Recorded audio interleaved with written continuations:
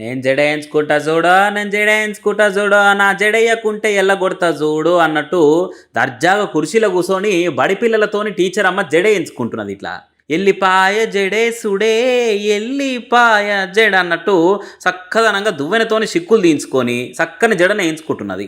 మహబూబాబాద్ జిల్లా కేసముద్రం మండలం మహమూద్పట్నం కస్తూర్బా గాంధీ హాస్టల్లో జరిగింది ఈ జడలురో హడలురో అన్నట్టు ఉండే ఈ ముచ్చట. ఇంగ్లీష్ పాఠాలు చెప్పే అర్చన అనే ఈ టీచర్ అమ్మకు సొంత జడ వేసుకునే తీరిక లేనట్టున్నది.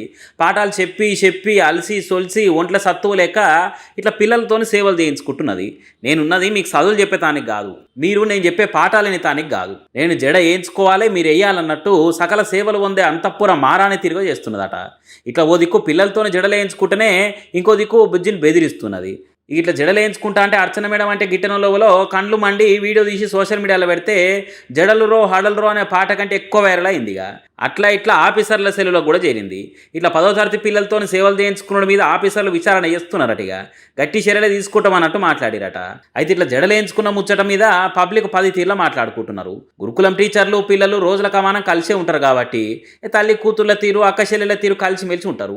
ఇట్లా ఒగలు జడలు ఒగలేసుకున్నాడు పెద్ద తప్పేం కాదని కొంతమంది అంటే, అబ్బా ఆహా అట్నా 10వ తరగతి చదువుకునే పిల్లలను పని మనసుల తీరుగా సేవలు చేయించుకున్నాడేంది, అధికారాన్ని దుర్వినియోగం చేసుడేంది, పిల్లల మనసు ఆగమై చదువు మీద ధ్యాస తగ్గిపోదా, ఇది ముమ్మాటికి తప్పే అన్నట్టు ఇంకొంతమంది మాట్లాడుతున్నారు. ఇక ఎవరు ఏమన్నా ఎట్లన్నా పిల్లలను బానిసలుగా తిరిగి చూస్తున్న అర్చన టీచర్ మీద చర్యలు తీసుకోవాల్సిందే అని పిల్లల తల్లిదండ్రులు అంటున్నారట. మరి ఆఫీసర్లు ఏం చేస్తారో చూడాలిగా. రెచ్చగొట్టినట్టు మాట్లాడరు, శాంతి భద్రతలకు భంగం కలిగించరు, ప్రభుత్వాన్ని పల్లెత్తు మాట కూడా అంటలేరు కమ్యూనిస్టులు. అంత పెద్ద పోరాటాలు చేసేంత మంది కమ్యూనిస్టులు ఇప్పుడు లేరు. అయినా పోలీసులు ఎర్రజెండా పార్టీల ఆఫీసుల మీదికి ఎగబడి మరీ అరెస్టులు చేసిండ్రు. ఎప్పటికీ ఎర్ర చొక్కాలు వేసి తిరిగే కామ్రేడ్స్ స్వతంత్రం వచ్చిన రోజున తెల్లబట్టలు వేసుకొని ఆఫీసులో కూర్చొని పేపర్ చదువుతుంటే పోలీసులు ఎంటర్ అయ్యి దొరికిన వాళ్ళని దొరికినట్టే కాళ్ళు రెక్కలు పట్టి ఈడ్చుకొని పోయినరు. ఆటోలు జీబులల్లో పత్తి బస్తాలను నెట్టేసుకొని పోయినట్టు చేసిండ్రట. నల్గొండ పట్టణంలో ఉన్న సిపిఎం పార్టీ ఆఫీసులో అన్నిట్లలో ఓ గిట్టనే అరెస్టులు చేసిండ్రట. మరి వీళ్ళేమన్నా స్వతంత్రం వచ్చిన రోజున దేశద్రోహం పనులు చేసే కార్యాలు ముందటేసుకున్నారా అంటే అదేమి లేదట. నల్లగొండల కాంగ్రెస్ పార్టీ పేదోళ్లకు డబుల్ బెడ్రూమ్ ఇండ్లు ఇస్తున్నారట. దానికి మంత్రి కోమటిరెడ్డి వెంకటరెడ్డి సార్ వస్తున్నాడట. అయితే పేదోళ్లకు దక్కాల్సిన డబుల్ బెడ్రూమ్ ఇండ్లను ఏరేటోళ్లకు ఇస్తున్నారని, కాంగ్రెస్ పార్టీ వాళ్ళు అవినీతి చేస్తున్నారని, నిజమైన పేదోళ్ళకు కాకుండా నచ్చిన వాళ్ళకే డబుల్ బెడ్రూమ్ ఇండ్లు కట్టబెడుతున్నారని సిపిఎం పార్టీలకు కోపం వచ్చిందట. మంత్రి ఇండ్లు ఇస్తుంటే అక్కడ ఇజ్జత్ తీసినట్టు లొల్లి చేస్తారని ఇట్లా ముందుగానే కామ్రేడ్ అన్నలను కదలకుండా ఈడ్చుకొని పోయి స్టేషన్లు వేసిండ్రట.